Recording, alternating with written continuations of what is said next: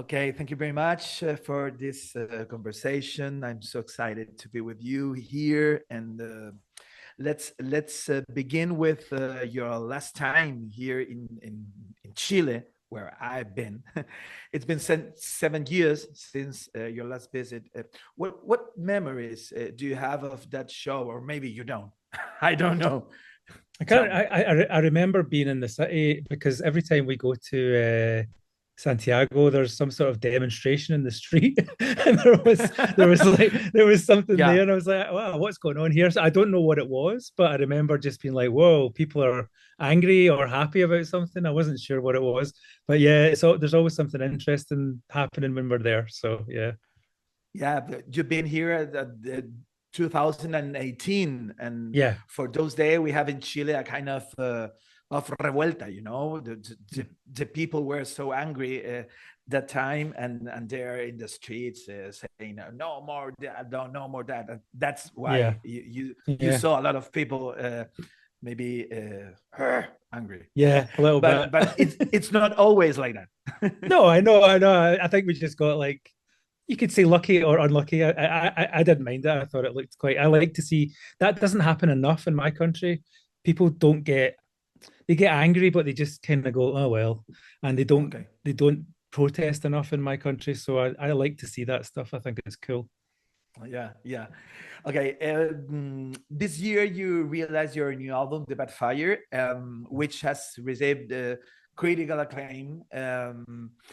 How would you describe the sonic evolution of this work compared to As the Love Continues? What can those who haven't heard it yet expect? It's certainly a lot more uplifting and upbeat and positive than I thought it was going to be because we were all having some of us were having a hard time personally, and I thought, well, I wonder if this will sort of influence the music, but it didn't do that in the way that I expected it to. It's quite poppy in parts, and maybe that's a lot to do with the production and stuff like that. But yeah, it turned out differently from what I thought it was going to be. Yeah, strange. Uh-huh. Uh-huh.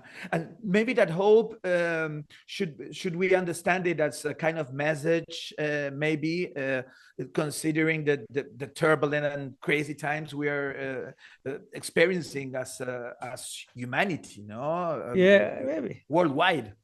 Maybe unconsciously, because something that I can tell you about Mogwai is that we have no idea what we're doing. We never talk about it, and we never seem to have a plan on what we want to do. We just kind of just want to keep changing what we're doing, and you never know how it's going to turn out. And I think that's quite exciting because you could be in a really bad place personally, and then come out with an album that sounds like, I don't know, the Beatles or something like that. It's like, I don't know, Yeah, it can, yeah. or you can be in a really good mood, and then you make music that sounds like Low or someone like that that's really sort of down tempo and sort of sad. So it's really confusing and difficult to explain, I think. Uh-huh, uh-huh. Yeah. Your performance is at Fauna Primavera 2025. It's a festival that we love a lot here in Chile. You'll be performing with a very strong lineup, no? Yeah. Massive Attack, Stereo Lab, James, and bands like that. How do you prepare a Mogwai show for a festival? It's different of a solo concert. What kind of aspect do you consider to perform in a festival? Yeah, I think we've done it for so long now that we kind of know roughly what to expect for those things, and it's funny. It's almost like when we play a normal tour, the weekdays we often put in a lot of quieter songs that people can concentrate on, and then at the weekends when we know everybody's going to be drinking and going crazy, we sort of change it up a little bit. So I would say that the weekend normal shows at the weekend are more like a festival set, but we're also aware that many people at a festival have never heard us before and they might come along and see us. So we also try to put songs from each different era of Mogwai, Wow. just so that they can get an idea of what we're doing. It's quite tricky to get it right, and we don't always get it right, but we're getting good at it after 30 years. Okay, with a 30-year career, Mogwai has become a cult band and a big influence for many musicians. No, how do you see your own legacy in contemporary music? Maybe in which kind of bands could you or can you see it? That's a good question. Like, we'll find out from bands that we've never met before, and especially bands that are huge, that we find out that like us, and you're just like, oh, your music sounds nothing like ours. Like, and then you think about it and you go, well, actually, that makes sense, because a lot of the bands that I love sound absolutely nothing like Mogwai as well. So it's always a surprise to hear that we've influenced bands, or even bands that have already been around. Like when The Cure took us on tour and Robert told us that we've been a huge influence on his later stage music. Wow. And you're like, well, that's just insane.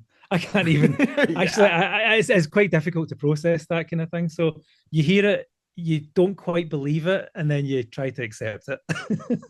Yeah. Yeah. Do you know what is that moment when Mogwai became seriously as a band? You begin playing with your instruments with your friends, and yeah, it's cool, yeah.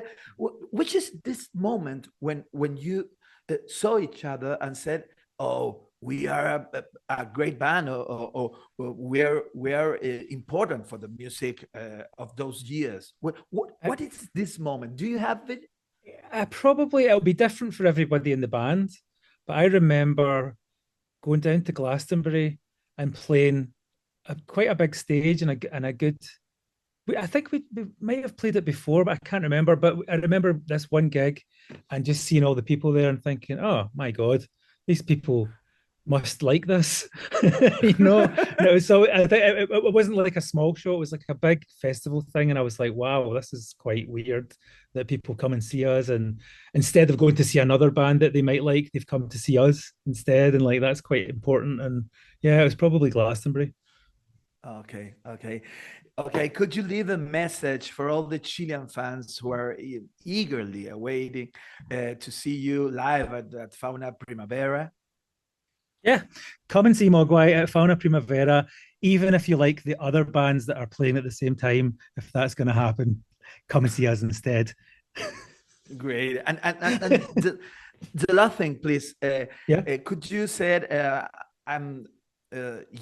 your name, and then said you are listening Radio Concierto? Yeah. Hi, this is Barry from Mogwai, and you're listening to Radio Concierto.